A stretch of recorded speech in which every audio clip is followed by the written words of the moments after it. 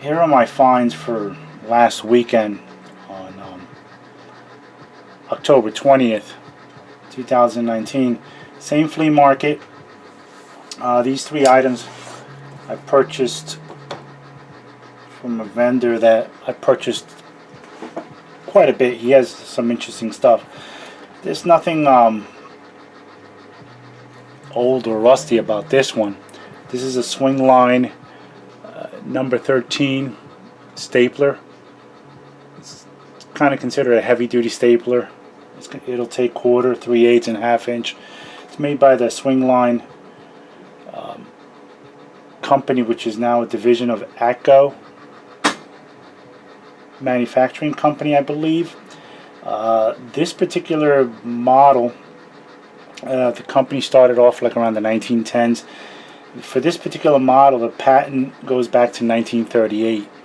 I know for a fact this is not from 1938, but I can't find anything as far as production runs or dates. The patent number that's on here is the same patent from 1938 when the company was in Long Island City, New York.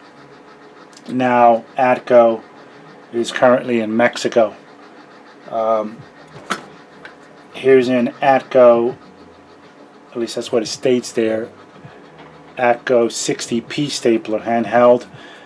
However, this one's made in Germany. This is one I use around the shop. It's nice and handy, a light. So I'm not sure about the vintage. I know it's mid 1900s. I don't know. Could be 50s, 60s, 70s. I don't know. But this is as is. And this will be used for the kids and for general stapling around the house. Along with that was this Starrett number 92 dividers. They have them designated differently now. They have them as 92.6 for 6-inch or 92.9 for 9-inch. These go new for like around $180, $190. You can pick them up in eBay as low as $75 to about $150 depending on condition. But it's all there. You can take this part out and insert a pencil. It has some surface rust, possibly some light pitting. I started cleaning it off just to see how the finish would look. Usually stuff like this, I just take it on the Scotch-Brite wheel, clean it up, and then oil it, take it all apart. But this is definitely is a user and a keeper. And then same table, a diamond from Duluth, Minnesota, USA. This company started off as the Diamond Caulk and Horseshoe Company, and when automobiles started coming around in the early 1900s, they started making tools not only for their horseshoe products and supplies that they sold, but for cars. I'm trying to date this. This is a satin finish on this. This particular model is model N110. 10 stands for a 10-inch, and this is what's called a thin nose. I've never seen one like that. I guess to get into tight spaces, which is a good thing, good tool to have. This is a keeper. I will take it apart since it has a nut, not a press rivet, and I may bead blast this and then nickel plate it again, not to a high polish. And this definitely is a user. This entire lot was $10 as you see it, so I look at it as $3 a piece. So I couldn't complain about that. Second finds on another table were these 5 items. The first item is a plum ball peen hammer. It's a 24 ounce. However, this particular one says Plum USA, says 1.5 pounds. I've never seen it designated as pounds. Usually it's ounces. OZ, I believe. OZ dot. as a JH, I guess owner's initials on there. It's still in good condition. Handle is not beat up or destroyed. It says something tone hickory or tone hickory. Most of these are made out of hickory wood, but this is going to be fixed up, restored. There's no damage to it, and restored like my many other ball peen hammers. This is a Craftsman 16 ounce. Probably picked up for like $1 or $2. It was probably in the same condition as that. I have quite a collection. And speaking of ball peen hammers, here's a I think this is like a 6 to 8 ounce one. It's from Fairmount as far as what I can read on it. Right there. It doesn't have any other weight. I tried to polish it or Scotch-Brite wheel. I didn't find anything else. The handle's a little rough. I may just restore this and do repairs on the end here with some epoxy. And this is a keeper. This is my smallest one. I think the next size up I have is a 10 ounce, I believe, or a 12 ounce. So this is again a keeper. Crescent Tool Company 8-inch pipe wrench, or in this case it's called a Stilson wrench. That's what they used to call it also. I found this out tonight online. Some people call this a monkey wrench. I've never called it a monkey wrench. We usually just call it a pipe wrench. 1/8 inch to 3/4 inch capacity. This is the way I got it. No rust, just patina, painted red. I may restore this, or I may just clean it up as is, and clean it up and oil it and call it a day. I'm not sure yet. I'm trying to find out dates, dating this one from, based on this logo that you see there. I don't know, it has sort of like a 1920s, 1930s Art Deco logo around it, but I'm not sure. I can't find any information with Crescent Tool Company making a Stilson wrench, this type of wrench. I know they make other wrenches, and I know they can find it. Then I believe this is a 1970s. It's a Stanley retractable knife, but this is I've never seen one like this. This is actually a like kind of X-Acto knife. It went under a couple of different names based on the patent numbers in the back. The last patent date was 1972. First patent is 1970. Pretty neat design. It actually has blades inside. However, they're all rusted. And it's still functional, just needs to be restored. The way this works, you turn the knob and it swivels open to retract to get the other new blades out and to pull this one out. However, it seems like it's a proprietary blade because the slot has a hole in it, and I'm not sure if the X-Acto knives that we use today will fit in this. This will be, I do use X-Acto knives a lot, so this will be a keeper and it'll be possibly restored. Last item for this lot, it's a Distin USA, Distin Saw Company, I guess. They make well, not I guess, it is Distin. They make a lot of hand saws. However, there's no other insignia on here saying what model or city or anything else. It just says Distin USA. This is very old because the upper mechanism is actually wrapped around it and squeezed in there, so there's no way to remove this without bending this out. So this is going to be a difficult restore. I may have to heat this up and bend it out in order to finish this top mechanism. It's still intact. There is no wear on this as far as damage, or it's very clean. It just has to be restored. I think it's a little, this is a little bent, but that's no problem. This entire lot, as you see, it was $5, like 80 cents a piece. Couldn't go wrong with that.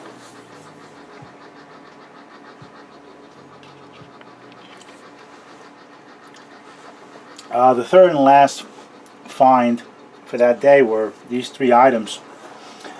This particular guy, he usually has a lot of nice things, but he doesn't like negotiating with his prices, or with his asking prices. I saw this particular, they're like lineman pliers, not combination pliers, because the jaw has a slight gap on this, but I can't find the manufacturer on this so far. However, based on the embellishing that it has on the side, I like to date it around 1920s, 1930s, because around the 30s and 40s, a lot of manufacturers started getting away from this type of embellishing because of cost, and it was smooth handles. What's interesting about these, I've never seen these before. These are actually what they call a box joint or a pass-through design. The way these are made is that you have 2 blanks that are forged, and this one, the female version, is then heated up, opened up, and this part of the handle is then passed through. Then it's remachined or hammered back down, and this one has a pin inside of it. The pin has a kind of like a 6-sided shape to it, 5-sided on both sides. I've seen that type of pin configuration before online, but I can't find the source. Until I restore this, I won't be able to tell. I can't find any markings, any model number, any insignia on this, but it has a black oxide finish, and the cutters are still in good condition, just a little cleaning, and I think they'll be working. This is definitely a keeper, because I've never seen one like this with this box joint design. And then this is a Williams PL or RL? PL 1520 adjustable pliers. Again, embellishment on the side, so this can be dated, you know, mid 1900s, a little earlier. It has the nut as the pin, which is instead of the when it's pressed in, so this can be restored easily by taking that off. The jaws on this are still good, the teeth. So this is possibly a keeper, don't know yet. I may restore it and resell it. And then the third item in that lot was this. It's a nickel.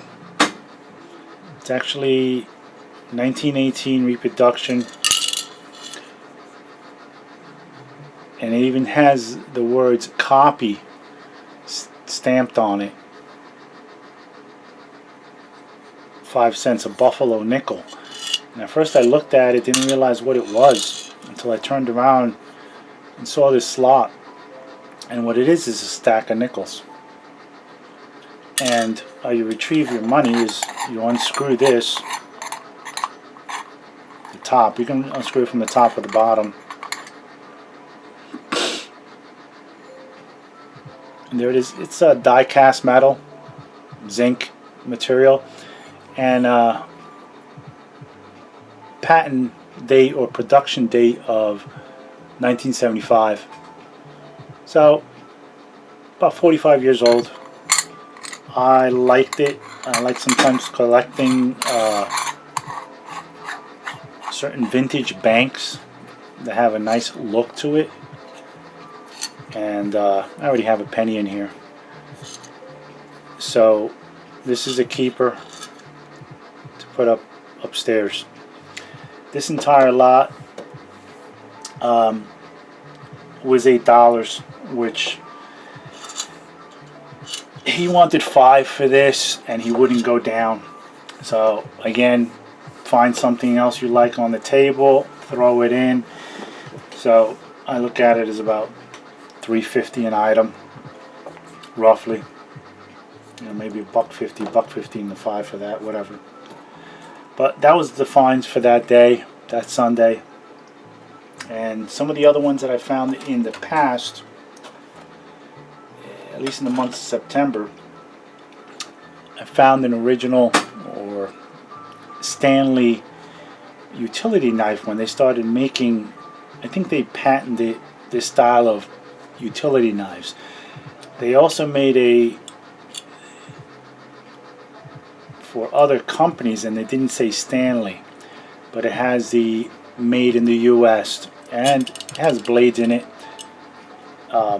This will be restored. It's a little bit of damaged here, which I might do a little spot welding and fix. This was $1.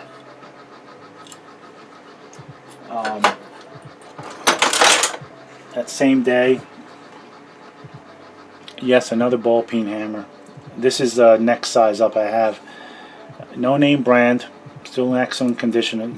What I liked about it is that this is a crescent hickory handle, a replacement handle that was apparently put on this head, and it was sold for $1.50. The guy was trying to ask $2 for this, and I got the whole thing for $1. So I am going to restore this and fit this handle correctly on here. Right now it's like halfway in, and this will be a keeper, and I'm going to try to keep the original vintage label that's there, and maybe seal it in place and get rid of the $1.50 if I can. I did find this screwdriver. I've been looking for this style of screwdrivers for a while, and I can't make out the name right now. I'll probably show it in the restoration video. But I paid about $1 for this, maybe $1.50. The tip has to be repaired or looked at. The wood handle is still in good condition. The only markings I have is there, and it has a brass ferrule, I believe it's called.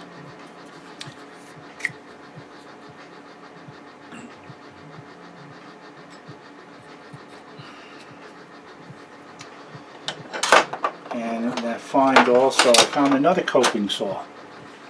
This is a smaller, it's probably like a 4-inch, 3.5-inch throw. This is made by the Miller Falls Company. It says MF Manufactured CO Company, Miller Falls, Massachusetts, patent number, I don't know, this is a number 42.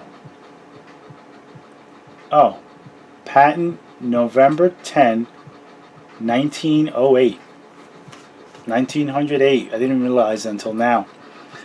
So this little thing's possibly about 100 years old. It has a little bend this way. I'm going to try to fix.